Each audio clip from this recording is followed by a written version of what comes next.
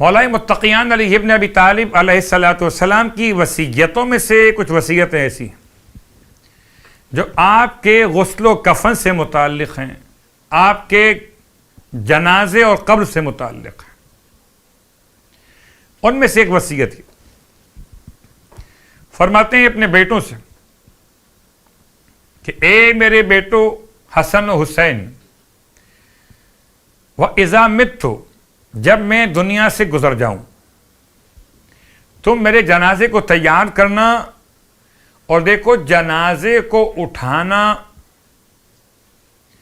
پیچھے کی طرف سے، پاتین کی طرف سے، سرہانے سے جنازہ خود بخود اٹھے گا، اور جانب پشت کوفہ لے کر جانا۔ یہ بات یاد دلا دوں کہ نجف کی تاریخ سے قدیم تاریخ ہے کوفے کی،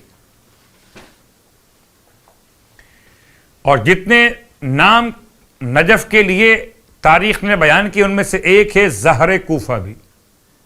زہر کہتے ہیں پشت کو، پشت کوفہ۔ امام فرماتے ہیں میرے جنازے کو جانب پشت کوفہ، آج کے زمانے کے لحاظ سے نجف کی طرف لے کے جانا،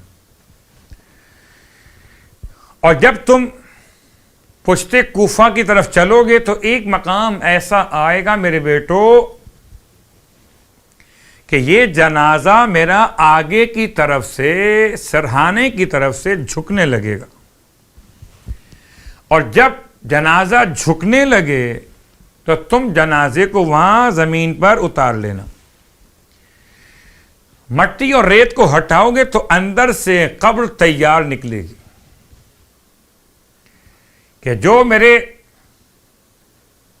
بھائی جناب نوح علیہ السلام نے طوفان نوح سے پہلے تیار کی تھی۔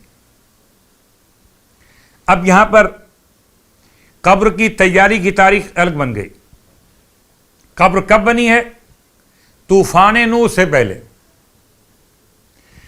اور قبر بننے کے بعد بنائی کس نے؟ جناب نوح علیہ السلام نے۔ کیا مولا کی شان ہے، جس گھر میں ولادت ہو اسے کعبہ کہیں، اور اسے دو انبیاء مل کے بنائیں، اور جہاں دفن ہو اسے ایک نبی ہاتھوں سے تیار کریں۔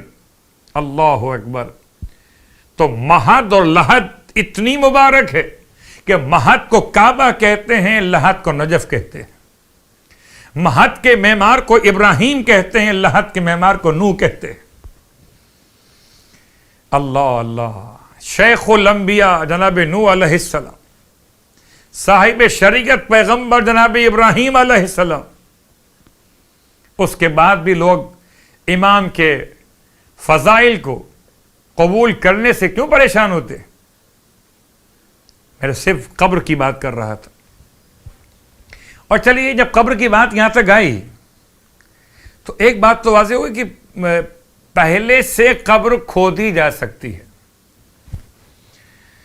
اب یہ بات کسی حد تک بڑی پریشان کن تھی اس زمانے میں، جبکہ ہمارے ملک پاکستان میں خاص طور سے شہر کراچی میں حالات تشیع کے لیے بڑے خوفناک رہے تھے۔ ٹارگٹ کلنگ اہل ایمان کی ہو رہی تھی۔ ایسے میں بعض لوگ کہتے تھے کہ شاید یہ جو وادی حسین قبرستان جب سے بنا ہے، ان کا خیال یہ تھا تو قبریں پہلے سے کھود کے تیار کر دی جاتی ہیں، اور یہ قبریں مردہ مانگتی ہیں۔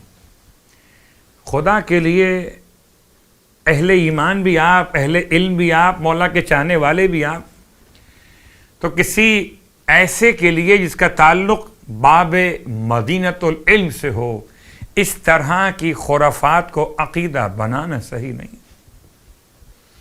اگر قبر کھودی جانے کے بعد قبر مردہ مانگ رہی ہوتی تو جناب نوح علیہ السلام تو مولا کائنات کی قبر بنا چکے طوفان سے پہلے، تو پھر آپ کے خیال میں تو مولا کو دنیا میں آنا ہی نہیں چاہیے تھا۔ دوسری مثال قبر کے حوالے سے، یہ قبر امام رضا علیہ السلام، قبر کے کیا معاملات تھے وہ آپ کے علم میں۔ تیسری مثال امام زمانہ علیہ الصلوۃ والسلام قبر، تو قبر کا پہلے کھود لیا جانا جناب نفیسہ خاتون اپنے ہاتھوں سے اپنے گھر میں اپنی قبر کھود رکھی تھی، اور اس قبر میں بیٹھ کر 6000 قرآن پڑھے تھے. تو 6000 قرآن زندہ تھیں تو پڑھے تھے نا. تو گھر میں قبر، اس کا مطلب قبرستان سے گھر آنے میں یا قبر کی مٹی گھر پہ آنے میں کوئی قیامت نہیں ہوتی. نفیسہ خاتون. اور قسم بخدا کسی اور کی بات کریں نہ کریں مگر ہم تو ایسے دیوانے ہیں مولاؤں کہ مولا کی قبر کی مٹی تبرک کے طور پہ گھر پہ لے کر آتے. تو سارے قبرستان کی مٹی گھر پہ لائیں کہ نہ لائیں، مگر کربلا معلی کی تربت سرکار سید الشہداء کی خاک گھر پہ لے آتے.